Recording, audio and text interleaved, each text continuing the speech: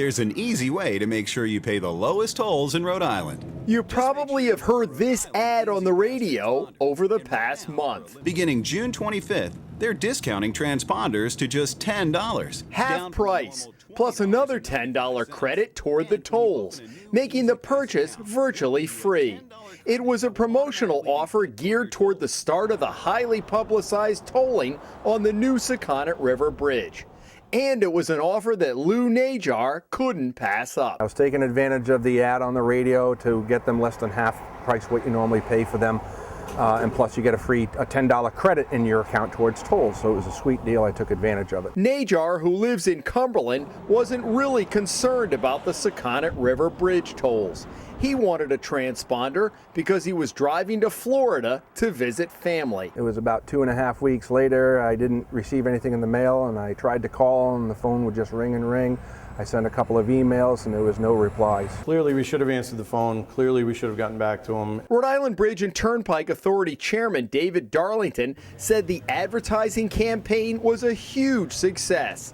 And then some. There was some pent-up demand for folks that wanted to get Easy Pass anyway and probably thought there would be some sort of an arrangement offered when new tolling came online. It's an excuse, but the excuse is we were a little overwhelmed by what happened. We've added and added and added, and it's grown and grown and grown, so we haven't been able to quite keep up. Darlington says the authority distributed 23,000 transponders in a 5-week period. 10,000 orders came in the last 3 days when they announced the discount program was ending earlier this month. That means the authority has now sold 170,000 transponders since the Easy Pass program began in late 2006. I think a lot of folks that were sitting on the sidelines saying, I still have time, really came out and jammed up the AAA locations, which are remote locations people can use, and certainly jammed up the center here. But you knew they had gotten your application how? As soon as I submitted the application online, there was an acknowledgement that they received it, and at the same time, it was immediately charged my credit card. Okay, so credit card that you know it got through? Yes. All right, so a couple of weeks go by and you're doing everything that you should be doing, emailing, phoning. Right. And how are you feeling at that point?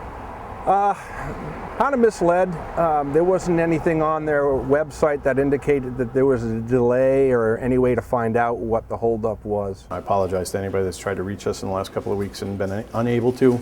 We're prepared to handle the volumes that come in from this point forward. In fact, Darlington said the authority hired additional people to process and package the transponders, which are being shipped from the authority's headquarters in Jamestown. They also brought in extra personnel to a call center to answer questions and explain delays. I understand that there's probably going to be a delay. I understand there's a lot of people that are waiting for their transponders that ordered the same time I did.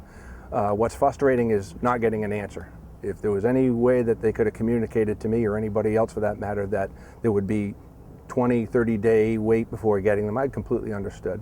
But no phone calls, no response to emails. I think that most people, don't think government really cares about what's going on, and so I think we start at a disadvantage, so we try to go further over the top to try to make sure that folks understand that we get it. I'm a Rhode Islander. I have the same sense of that when I deal with government, so when it happens here, it sort of lights everybody's hair on fire because we know we have to do a better job than that. Najar received his transponder shortly after we inquired about it and a week before his trip to Florida. Visit ritba.org. And the ad campaign? It ended earlier this month. In Jamestown, Jim Hummel for the Hummel Report.